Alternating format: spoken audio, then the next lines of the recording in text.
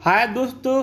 तो आप सबके मन में एक सवाल बहुत दिन से गूंज रहा है कि एमपीएडीपी 2021 में सबसे ज़्यादा इम्पोर्टेंट एक्ट कौन से हैं, कौन से ऐसे अधिनियम जिनसे सबसे ज़्यादा प्रश्न आने की संभावना है। तो दोस्तों बहुत कोई ऐसा नहीं बताता है बहुत कुछ भी, लेकिन आज मेरा जो है मन कह रहा था कि ये बात आप लोगों से शेयर कर ही देनी चाहिए।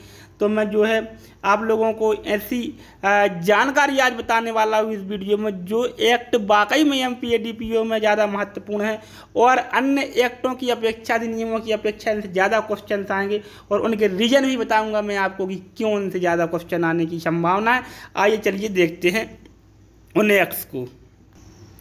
दोस्तों इस लिस्ट में है, पहला है मध्य प्रदेश आबकारी अधिनियम, ठीक है, 1915। इसके बाद इस एक्ट में है, इसके बाद आता है जो भी आपका जो महत्वपूर्ण एक्ट है वो है मध्य प्रदेश राज्य सुरक्षा अधिनियम 1990। इसके बाद आता है मध्य प्रदेश अत्यावश्यक सेवा संधारण तथा विच्छिन्न निवारण अधिनियम 1979। इसके बाद आता है मध्य प्रदेश लोक सेवाओं के प्रदान की गारंटी अधिनियम 2010। दोस्तों ठीक है, इन सबको आपको सबसे ज़्यादा फोकस इन पर जो है करना है। इसके बाद आता है मध्य प्रदेश विशेष न्यायालय अधिनियम। तो अभी तक जैसे मैंने आपको जो एक्ट बताया मध्य प्रदेश विशेष न्यायालय अधिनियम, ठीक है। इसके बाद मैंने आपको जो है बताया कि ये मध्य प्रदेश जो है लोक सेवाओं के प्रदान की गारंटी अधिनियम 2010 है, ये भी इम्पोर्टेंट है, ठीक है। मध्य प्रदेश अत्यावश्यक सेवा संधारण तथा विच्छिन्न निवारण अधिनियम है, मध्य प्रदेश राज्य सुरक्षा अधिनियम है और इसके बाद जो है मध्य प्रदेश आबकारी अधिनियम 1915 है। तो ये जितने अभी एक्ट्स के मैंने नाम लिए दोस्तों, ये वेरी वेरी इंपॉर्टेंट रोल अदा करेंगे जो है एमपीएडीपी 2021 में। अन्य अधिनियम की अपेक्षा इनसे क्वेश्चन ज़्यादा आने की संभावना इसलिए है क्योंकि ये मध्य प्रदेश के स्पेशल एक्ट हैं और चूँकि मध्य प्रदेश एडीपीओ का एग्ज़ाम है, मध्य प्रदेश लोक सेवा आयोग इसका एग्ज़ाम ले रहा है, तो एमपी के एक्ट्स को बहुत ज़्यादा फोकस किया जाएगा। दोस्तों ये आप मान के ले लें, लिख के ले लें कि ज़्यादा से ज़्यादा क्वेश्चन से नीचे आएंगे क्योंकि वहाँ पर भी मध्य प्रदेश एमपी और एमपी भारत और अंतर्राष्ट्रीय जीके पूछना है। तो राष्ट्रीय और अंतर्राष्ट्रीय जीके के मात्र 15 क्वेश्चन और एमपी जीके के कितने क्वेश्चन हैं, 35 क्वेश्चन हैं। तो यहाँ पर ही कुछ ऐसा ही होने वाला है और ऐसा ही होगा, आप देखना। इसके बाद जो है इसके बाद इम्पोर्टेंट चीज़ आती है, तो ये तीन जो क्रिमिनल लॉ के बहुत ही इम्पोर्टेंट है तो सबको खैर पता है, फिर ही बता देता हूँ। भारत दंड संहिता, दंड प्रक्रिया संहिता और एविडेंस से भी बहुत भयंकर क्वेश्चन आने की उम्मीद है।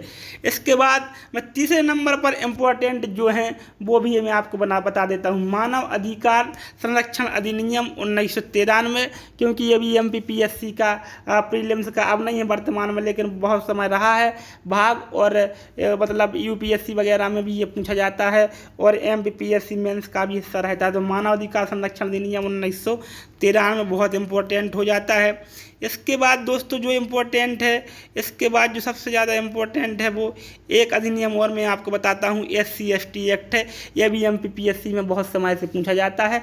तो ये यहाँ के इसके ही विशेषज्ञ उनके पास बहुत ज़्यादा होते हैं और बहुत ज़्यादा क्वेश्चंस जो है इससे पूछने की जो है हमेशा संभावना रहती है। अब इसके बाद अगर अगला स्टेप आप देखें तो इम्पोर्टेंट के हिसाब से जो महिलाओं से संबंधित हैं, जैसे गर्भधारण वाला होगा, महिला शिष्टरूपण हो गया, ठीक है, घरेलू हिंसा हो गया, तो महिलाओं वाले को आप चौथे नंबर पर जो है रख सकते हैं। इसके बाद जो है जो बचा हुआ है और ये चूँकि राष्ट्रीय अन्वेषण अभिकरण और विधिवृत्त क्रियाकलाप ये उसके बाद इम्पोर्टेंट होंगे क्योंकि ये न्यू एडेड है चूँकि और आतंकवादियों से संबंधित हैं दोनों एक्ट, तो ये भी जो है थोड़े से इम्पोर्टेंट हो जाते हैं। और लास्ट में जो है हमारा बचता है मोटरयान अधिनियम वगैरह, IT एक्ट और किशोर न्यायालय, सबसे लास्ट में जो है ये इम्पोर्टेंट बचते हैं। पहले इम्पोर्टेंट मैंने इनको इसलिए बताया था कि जब डेट नहीं आई थी फॉर्म भरने की, नोटिफिकेशन नहीं आया था, तो उस समय कंप्लीट अगर कोई कर लेता इनको, जिन ने उस समय कंप्लीट कर लिया होती है वो बहुत ही मतलब हल्का महसूस कर रहे होंगे कि अब उन्हें ये छोटी छोटी चीज़ें पढ़नी है, इंपॉर्टेंट चीज़ें पढ़नी हैं, ठीक है, इंटरेस्टिंग चीज़ें पढ़नी हैं। चलो वो समय चला गया, अब इनको जो है चूँकि बाद में पढ़ना है, क्योंकि अब जो मैं बता रहा हूँ इनको पहले पढ़ना है। सबसे पहले एमपी के कवर करना है, फिर जो है मानव अधिकार संरक्षण अधिनियम आपको कवर करना है, SC ST कवर करना है, फिर महिलाओं बारे एक्ट आपको कवर करना है, और फिर जो आतंकवादी से संबंधित हैं जो राष्ट्रीय इन्वेस्टिगेशन एजेंसी अधिनियम है और विधि विरुद्ध क्रियाकलाप है, तो इनको फिर आपको पढ़ना है। और सबसे बाद और IPC CRPC एविडेंस से पढ़ना ही पढ़ना है, बाद में ये पढ़ना। तो MP के सार ये है इसका कि MP के जो सब्जेक्ट हैं वो बहुत ज़्यादा मोस्ट इम्पॉर्टेंट है इस एग्जाम के लिए।